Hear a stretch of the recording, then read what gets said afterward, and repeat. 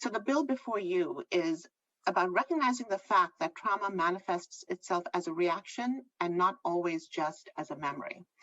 It also recognizes the fact that traditionally our criminal justice system has not done a very good job in understanding the trauma experienced by survivors of sex trafficking, sexual assault, and domestic violence.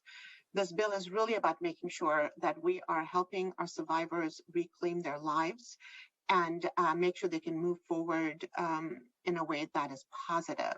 I've been a DB prosecutor in King County for over 20 years.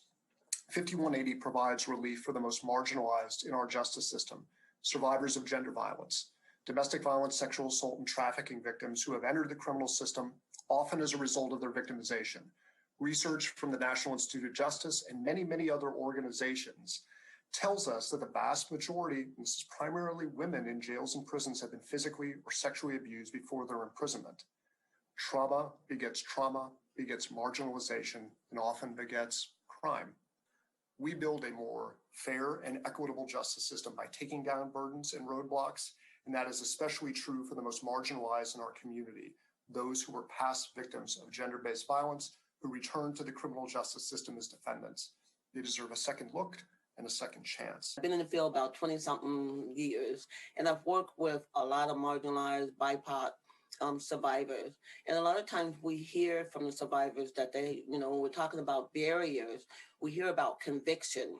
And a lot of times those convictions took place because as women of color being in the jails and in the system, they plead guilty because they want to get out of jail.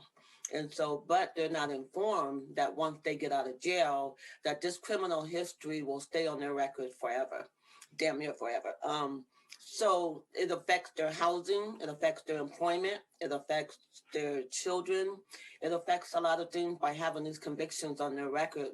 And a lot of times these survivors have had convictions on their, have been charged or convicted 5, 6, 7, 8 years ago, and it is still affecting them to this day.